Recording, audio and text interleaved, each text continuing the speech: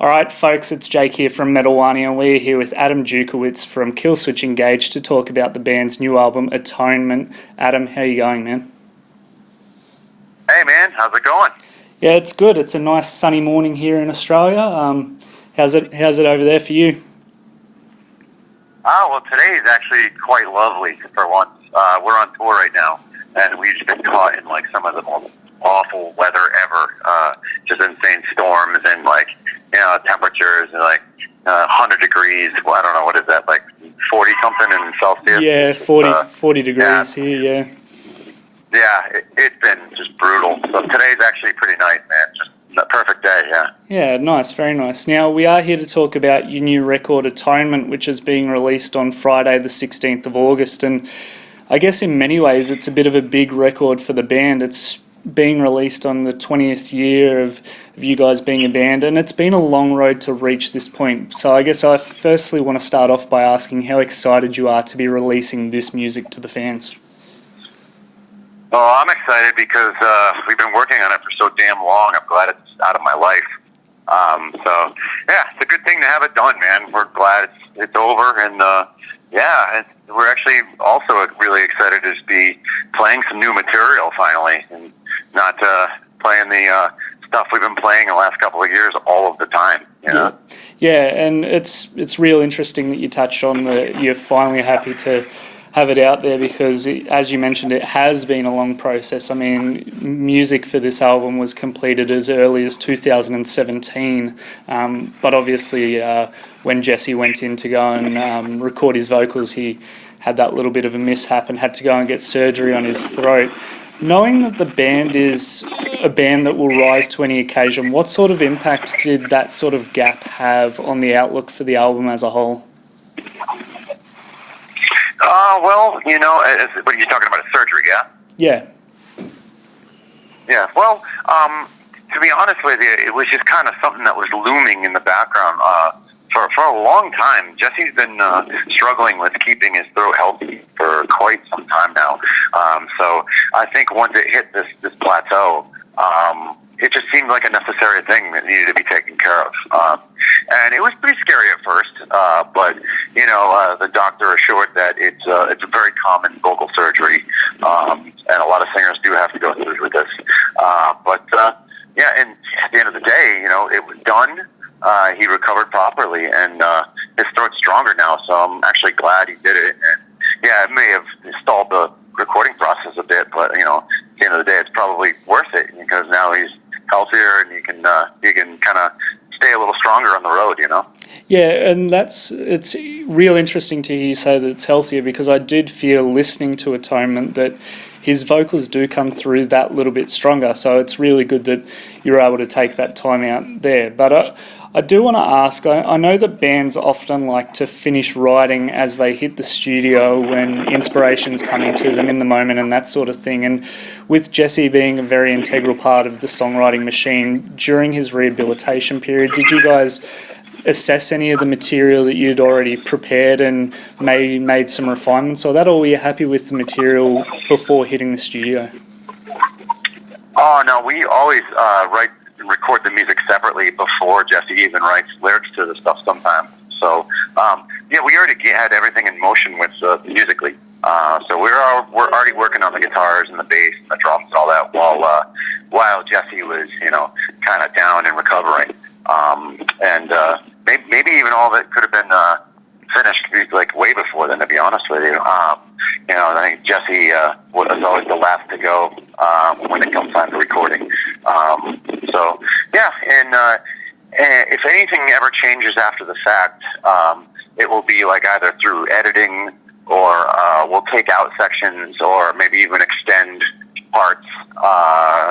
And all changes, you know, if the vocals really need like to be cut or have sections that extended to make them develop better, things like that. So. Yeah, fair enough. Now, I do want to touch a bit on Jesse's lyrics for the album, and I know this might not be your, I guess, your area of expertise, but it's no secret that Jesse's been fighting with his own demons, and that these struggles do always seem to come out quite reflectively through his lyrics and through his lyrical delivery.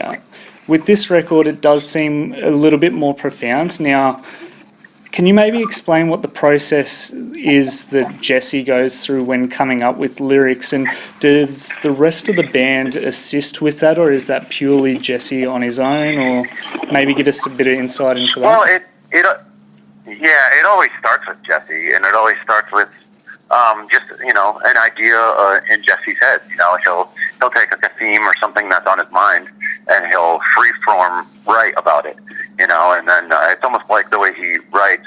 It's more of like a style of poetry. He'll just kind of like let things flow out of him, and then he'll try to kind of formulate something into a song.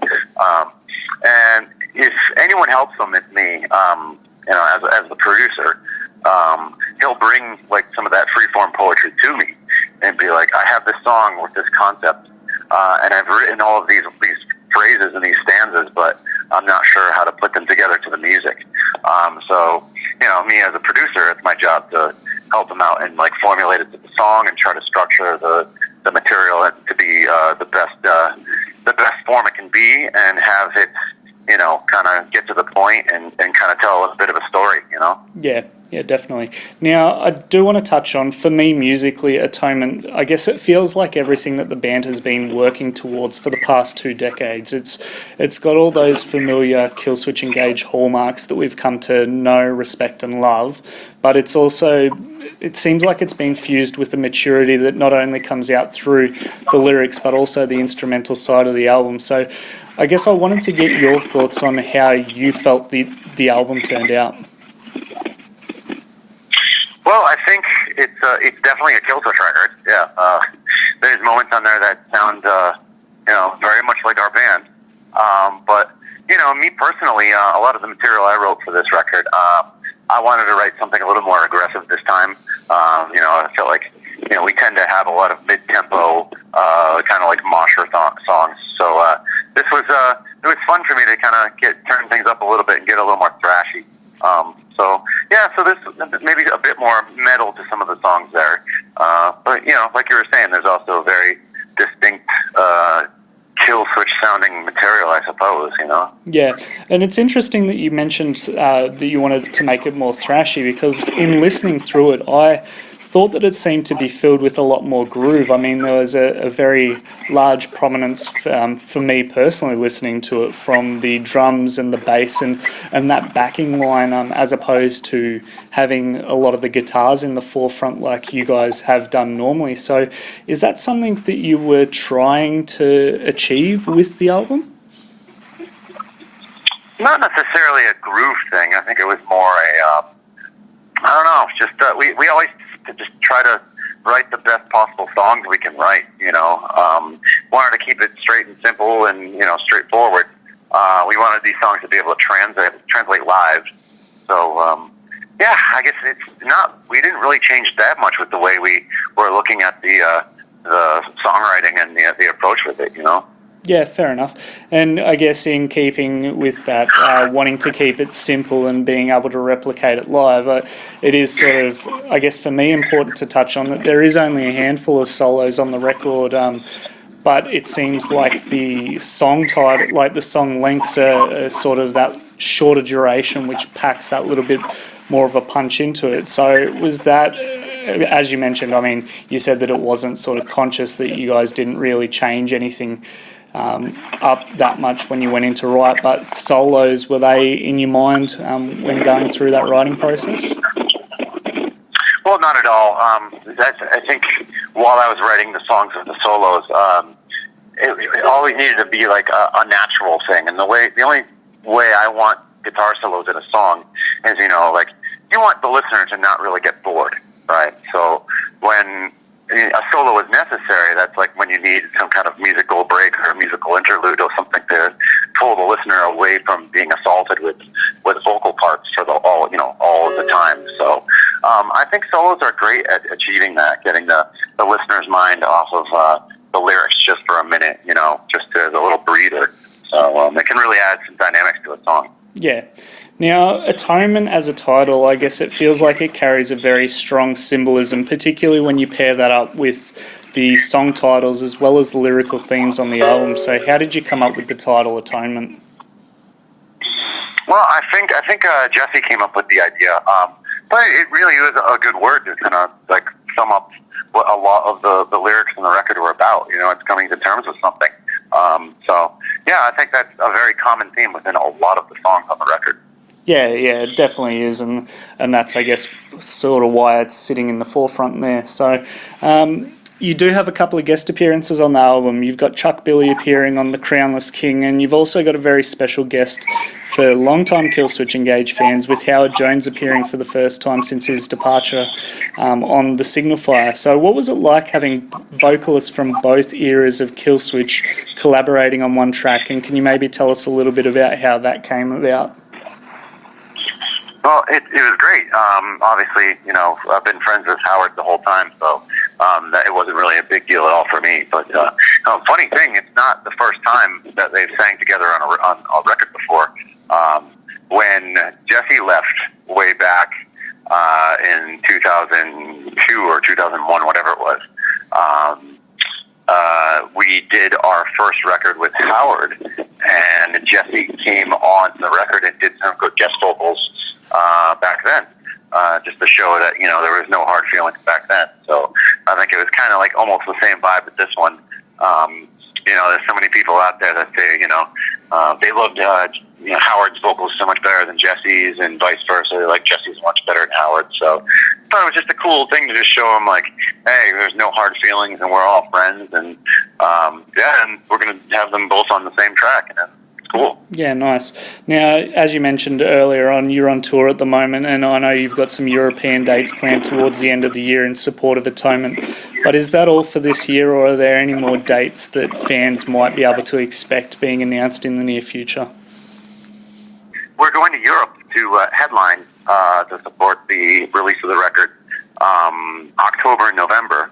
And then after that, we'll be headlining probably in the States, I would say sometime early next year. Yep. But I'd really love to get back down to Australia. I think it would be great to be back down there and show, you know, play some new material for you guys. You know, I love going down there. I thought it was a great time, and it's just a wonderful place to visit. So hopefully we'll get back. Fingers crossed, you know? Yeah, we love having you down here too. Now, Adam, I've got one final question before we go, and I guess this one's not so much, I guess, related towards Killswitch, but it's in relation to your other musical endeavours. So I know the next 12 months is probably going to be full steam ahead for Killswitch, but it's been a while since we've heard anything about Serpentine Dominion, and a little while back there was also mention of maybe another Times of Grace record. Is there anything you can share on those fronts? So as of right now, I actually am working on the Time of Grace record. We've got about 5 songs completed, and we don't know if we want to release an EP or try to finish up all of the songs together and release a full-length record. But my plans for the rest of the year, when I'm not touring, are to be working exclusively on the Times of Grace stuff now that the Killswitch one's done. So yeah, I'm personally really excited to get that record out. It's very different. It's going to be a lot of fun.